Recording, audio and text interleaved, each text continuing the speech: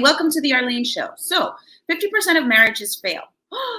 Shocking? Not really. We all know that. So, I'm here to give you five quick tips and secrets that you can use in order to ensure that your marriage lasts. So, many of us are a part of the millennial era, okay, or the era where we have all of these social media platforms where you can hook up, and we have the hookup culture.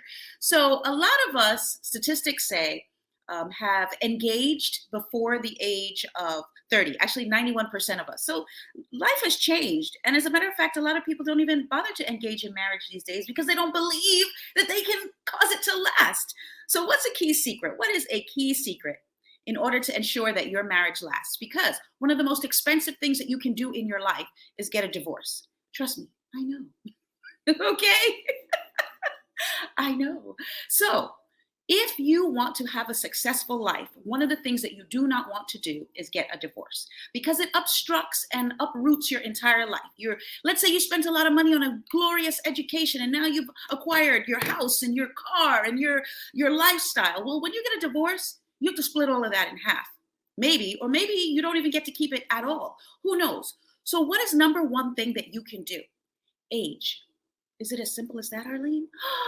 Yeah, statistics say that our brains are still developing up until the age of 25. So guys, the person that we are at 30 is different than the person that we are at 20.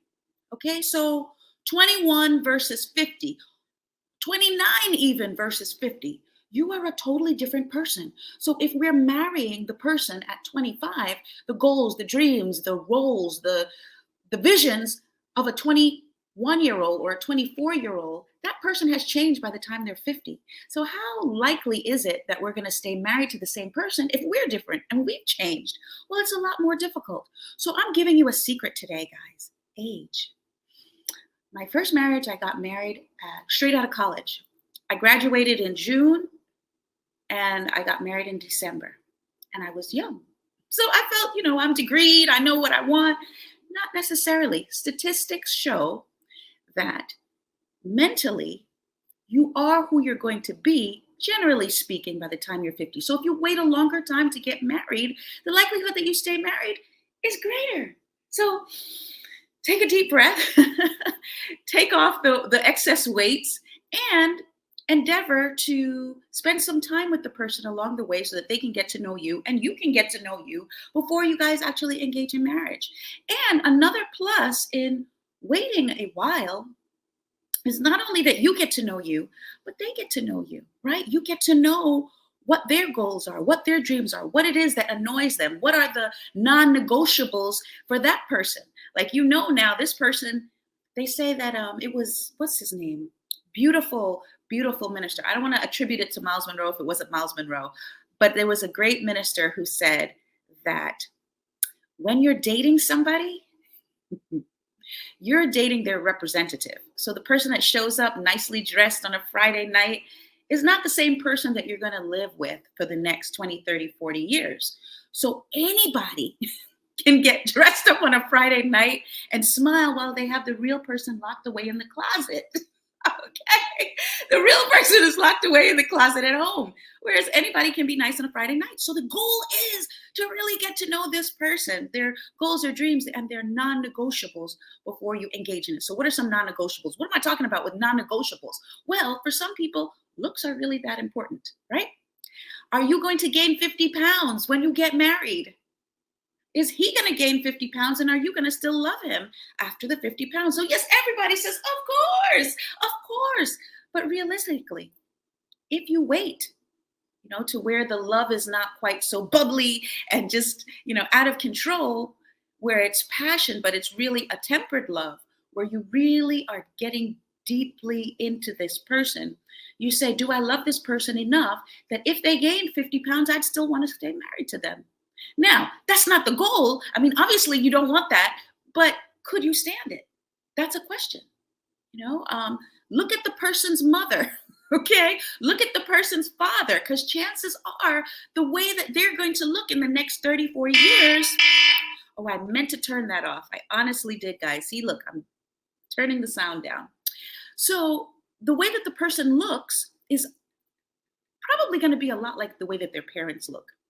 Now, of course, there are mitigating circumstances. Maybe they don't exercise, and maybe he or she does exercise, but take a look, take a glance, and see, is this something that I would be able to work with? Okay, so age is huge. If there's nothing else that you remember when you're looking for your partner, you're looking for your mate, keep in mind that where you are today is not necessarily where you plan on being.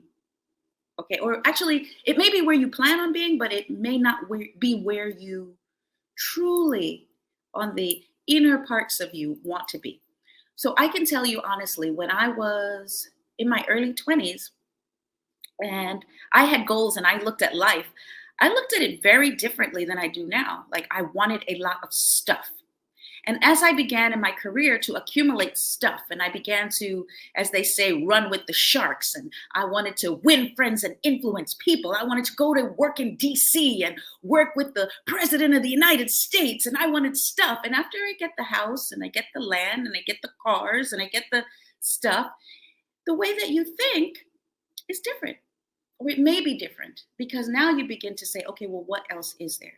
After my job, and my work was my everything. I'm being honest with you guys. When I was in my 20s, all I cared about was work.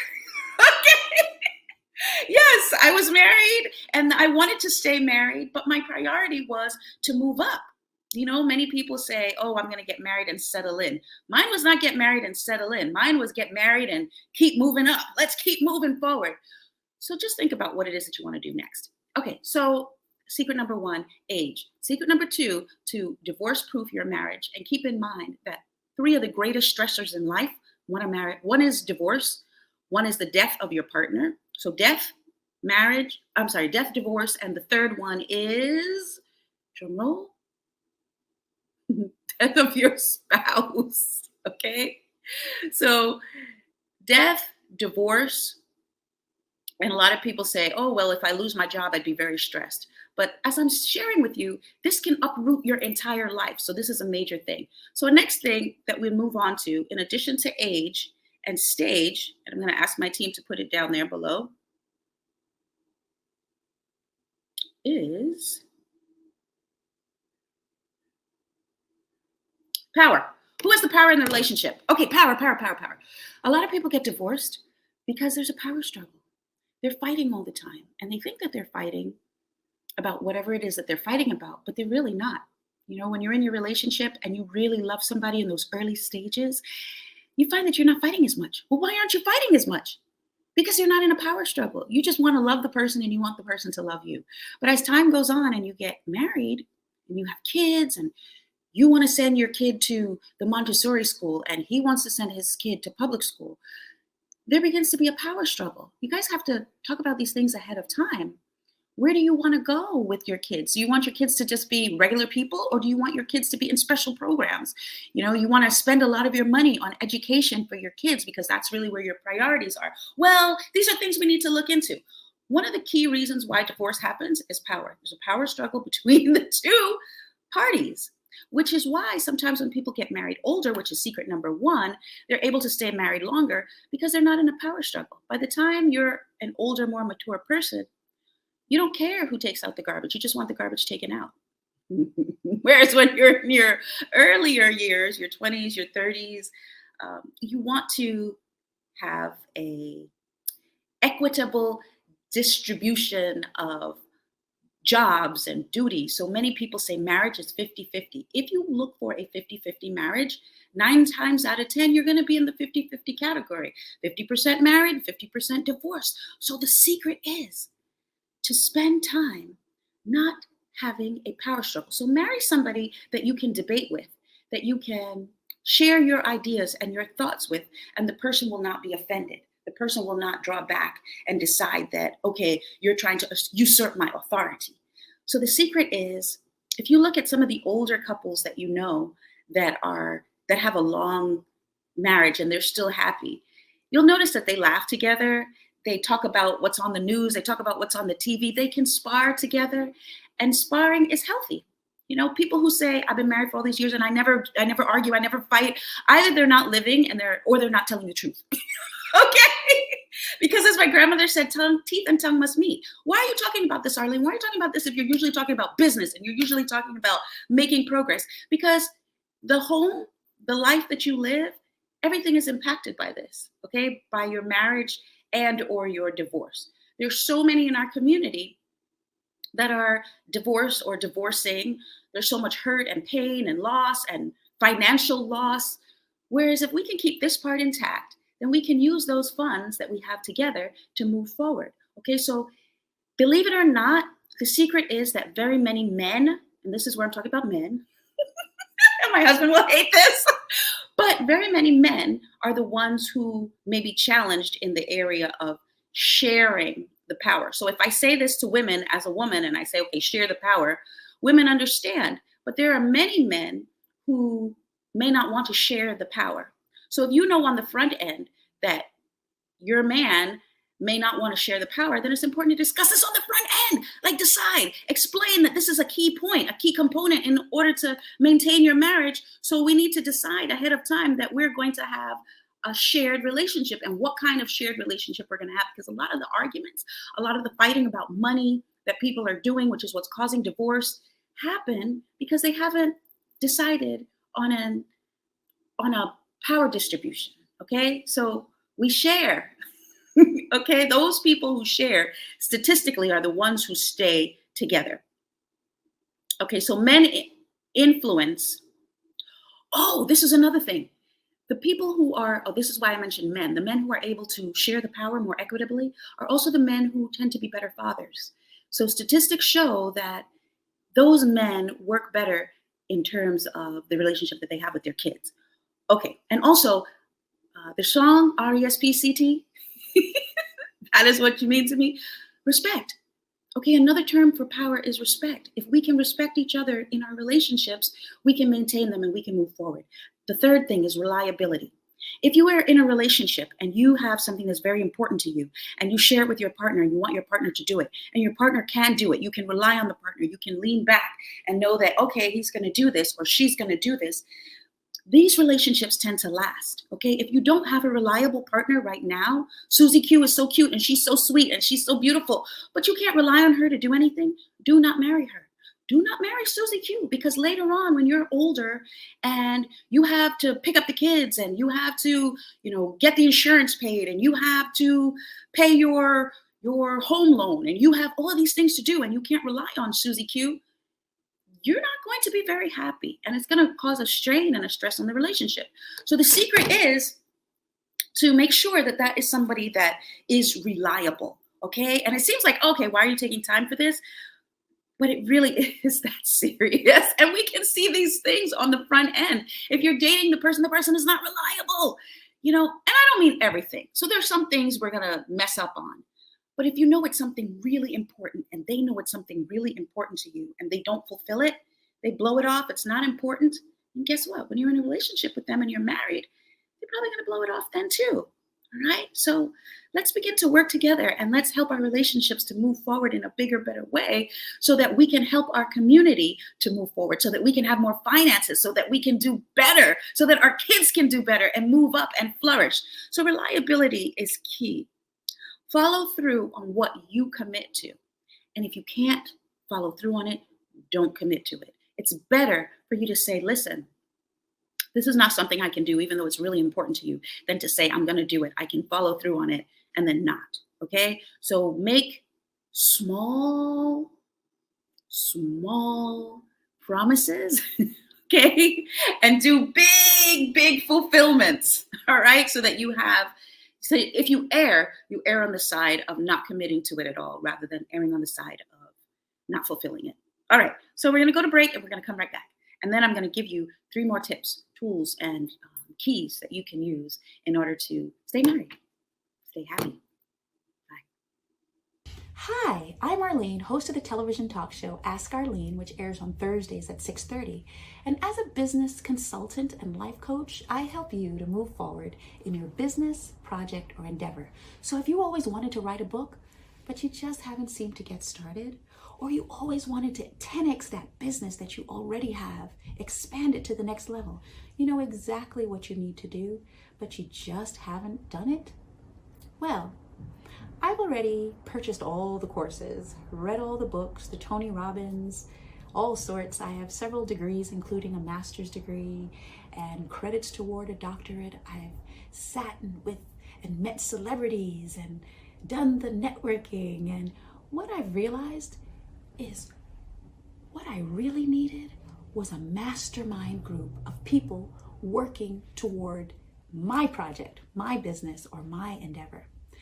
So what I've done is met with coaches and met with experts and put them together to work on your project. So join us today for our mastermind networking group. I'll see you there. Click the link below and join us. Hi, welcome back. Secret number 4. Put the device down. Oh, did you say put down the cell phone? Yes. Do you know that a large percentage of divorce takes place because people are just too involved in their devices?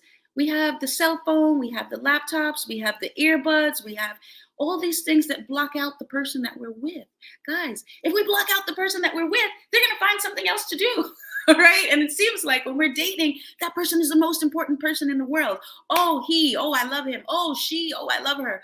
But once we're married and you're in a couple of years, everything else seems more important. And your partner seems like, oh, well, I could just put him or her on the back burner because I'm already married. No.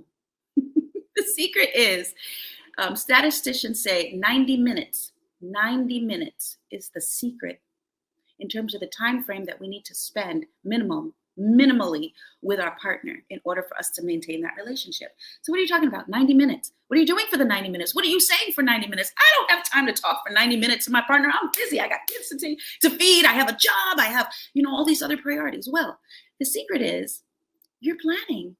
You're planning for the week.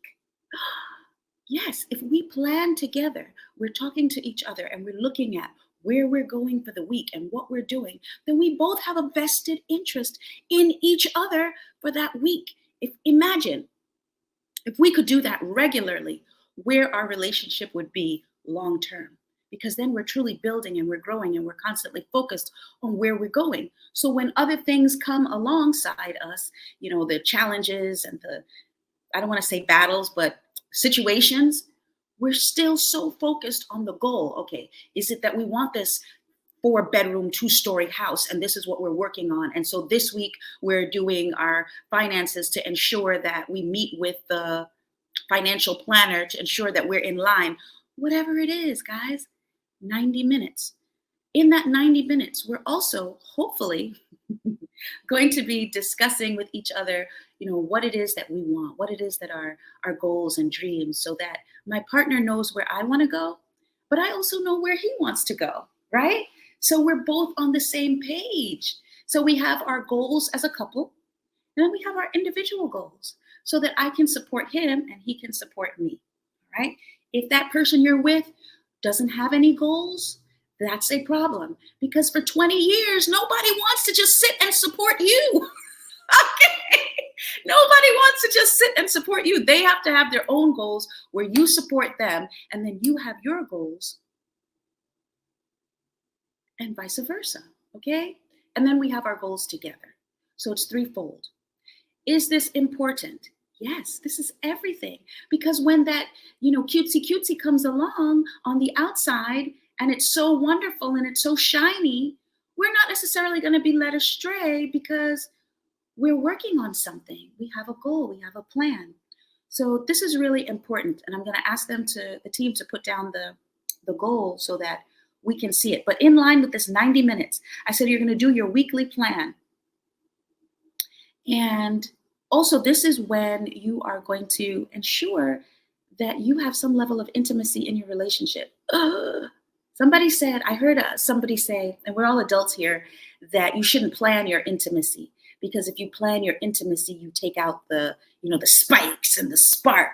But guess what? If you're really busy and you really do have a lot of obligations, then it's important to at least have intimacy at least once time per week, preferably 2 times. But can you imagine? Can you imagine how boring it would be of a marriage that you're going to be with somebody for years and years and not have intimacy? most people, okay, unless you and your partner decide that that's not important to you, if not, most people decide that intimacy is important. So I'm not going to focus much on this, just to say that if you're not and you're in a marriage, then you're putting your marriage at risk. Okay. And I know a lot of people that listen to my program are religiously oriented, and, we do a lot of praying and we do a lot of fasting, and, we're talking about moving forward in our professions. Oh, this is another thing. If you are highly educated, age was a thing, but also education. If you're more educated, the chances of you staying married is greater than if you are not. So you guys don't have to take my word for it. You go back and you check the statistics. But statistics show, if you want to be one of those people who have a longevous marriage, the likelihood of you staying married is greater if you have a higher level of education, and also if you get married later in life, and also if you plan your intimacy where at least you're going to have it at least one time per week as a minimum, preferably 2 times. And I'm not saying that it can't be more than that. I'm just saying at a minimum. And then also, I said you need to put your device down and make sure that you're having these 90 minutes of conversational time where you're sharing with your partner and your partner is sharing with you. And then, in addition, during this time, you're talking about intimacy, you're talking about your goals, you're talking about your plans, you're talking about what it is that is bothering you in the relationship. So some people say, well, okay, I'll be honest. In my first relationship, in my first marriage, I did not complain. I did not complain. I wanted to have a happy, longevous marriage, and so I never complained. If my husband at the time said something to me that he didn't like, I would take it under advisement and I would implement it, and that was it. And I never complained. And I thought, well, this is how I keep my marriage happy. I keep my marriage consistent. I'm sharing with you. Okay, I'm auntie today, mama today, whatever works for you. You have to be in a relationship where you can express yourself and not be afraid that your partner will leave or blow up or walk out physically. I don't mean leave the relationship, but walk out physically when you express yourself and you express your concerns. If you're not with a partner like that, then it's important to express that this is an area that we need to work on. Okay, Smoochkins, we need to work on this area. And most people who have been married a long time, obviously they've already dealt with this. But if you haven't and you're looking at getting into a marriage and you want a longevous marriage, we need to be able to communicate with each other. So during this 90 minutes, you're also going to share things that are of challenge to you. Because what happened in that marriage is that I pretended like I was happy. I mean, I didn't realize I was pretending, but I was obviously pretending because I never had any complaints. And then one day I just hit the roof. I hit that wall. And it was like, I am really, really fed up. But that was years in. Whereas little by little, if I had shared incrementally what was going on, then I may not have hit that wall. And so now, because I've learned these things, I don't. So I'm sharing with you so that you don't have to be in that situation. Marriage is good. And a lot of millennials aren't even getting married because they don't want to get divorced and they feel like marriage is not successful. But if we walk through and we follow these principles, you can have a longevous marriage. Okay, what's the next one? What's our next point? I'm asking my team to share it with me. Attraction. Okay, I kind of talked about this already. Obviously, you got into the relationship with this person because this person was so attractive and so wonderful to you. But when you're in a long-term relationship, we have to have more than just love and attraction. So I am saying to you, do not get married for love.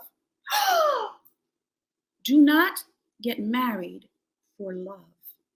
Okay, if you expect to have a longevous marriage, your marriage has to have other things involved in it. Okay, you will lose your money. You will lose your shirt if you are getting married exclusively for love. Okay, ask anybody who's married for years and years, and they will tell you, okay, that spark of excitement and that, okay, like it fizzles after a while. So does it mean that you can't still love the person? Yes. I'm not saying don't love the person at all, but I'm saying we have to have more in our marriages because we're raising kids, we're raising families, we're raising the next generation. And if we teach them that this is how we do it, then this is how they will do it. And then it will continue. So don't get married for love, okay? Don't get married because, because that very thing that they have today, they may not have in 30 years. And that's how I started off this talk. I started off by saying, look at the person's mother, look at the person's father. Can you deal with it if that person looks like that person in the next 20 years or the next 30 years? These are just realistic things that people don't talk about or maybe think about when they're entering into a relationship. If you can't deal with that, then that's not the person for you. Okay, now, of course, you want to exercise, you want to keep yourself in order, and you can do things to mitigate that, but you can only mitigate it so much. You understand what I'm saying? Like, if you're from a family that looks like this, then, I mean, chances are you have expectations, but that may be something that you have to work with. And that's all I'm going to say in that matter. All right, last thing. Last thing. Let's see what the next point is. You definitely want to not have competition with your partner, and know that when challenges arise that you're on the same team. Okay? So I'll just be honest. My husband can lambast. He can go at it. I mean, he's a man. Any man can. But chances are you're not going to pull out all your guns on your partner, just like you wouldn't on your girlfriend or your boyfriend, right? You treat that person nicely, right? But after a couple of years, even if you're just dating the person, you'll find that when you get mad, you show them your true self. And what's her lovely name? Maya Angelou says, when people show you who they are, believe them. So believe them on the front end. Don't try to change them. If the person is nasty and you guys can't resolve your issues because you have this competitive thing going on, don't marry the person, or discuss it on the front end and say, how are we going to resolve these issues when they come up? How are we going to deal with this competitive situation? Now, play board games, play games, okay? Play chess, play checkers, and let your competitive edge come out there. But don't let it come out on your partner where you have your guns full blaze, or full blast, okay? You should never show your partner your full arsenal of weaponry, okay? That should be preserved for war that's outside of your house. So it may seem like what I'm saying is Pollyanna, but it's not that you don't have it and that you're going to change who you are, but you're going to love your partner so much that they don't see it in the home. Thank you so much for spending these 29 minutes with me. Please subscribe to the show so that we can continue to know who you are and whether or not you're interested in this content. And also drop me a line and tell me what works for you in your relationship. Thank you. And thank you to the team for spending time and helping us today. Bye-bye. Understood, so I'ma always be good. Said I'ma always be good.